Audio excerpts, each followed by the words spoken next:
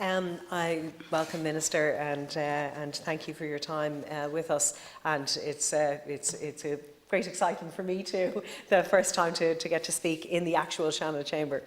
I just want to begin, Minister, by congratulating the innovation. I love that the department includes in its name particularly the further education element,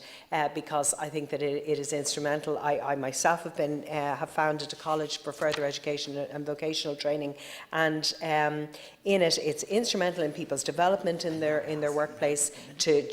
and also to be able to come back and to have modular training is a great innovation, and the support for that by the department it has been great, and the announcements in that regard have been great. I want to pay a tribute, as Minister Harris did in his speech to us, to QQI, who have adapted, pivoted and worked very well in maintaining standards in education throughout this COVID process, this whole nightmare of the last 6 months, but in changing the modality of training while still maintaining standards is really quite an extraordinary achievement. I very much welcome the apprenticeships. We were recently out with Burke Joinery in Ballyfermot, and in that they particularly welcomed the role of apprenticeships, the increasing, to have that conduit into skills and into the workplace and in building skills. We really need that. I think we've seen a dearth of apprenticeships over the last 10 years, so to have an intentionality around the department in the provision of 10,000 places and in encouraging young people to go down a different career path that isn't points driven to begin with, I think is really to be commended. My other points to you, Minister, are rather pedestrian when I consider them compare them to those of my colleagues here in the Seanad. But I have three things just to appeal to the department to give consideration to, please. We have a cohort of students at the moment who are going through the appeals process in the Leaving Cert, and some of them may require sitting the actual Leaving Cert in November, and that's a whole issue I'll bring up with Minister Foley this afternoon. But in that, we now have a group of students, and also we have 2019 students who, in good faith, postponed their application to college for this year, and as a consequence have been prejudiced by the increase suddenly in points as a consequence of how the whole Leaving Cert points have been arrived at. But both of those groups are now going to be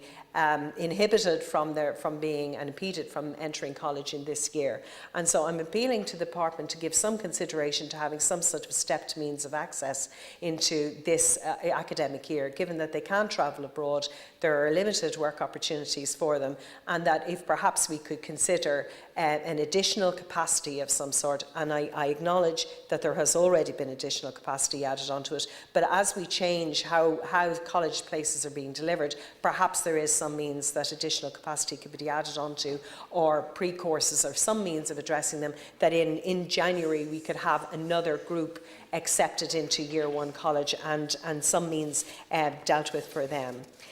My other point is to do with the disability access route to education. I've had a couple of representations on this where people have made the application at the material time of making the application of their CAO, and they make at the same time they make the application for their disability access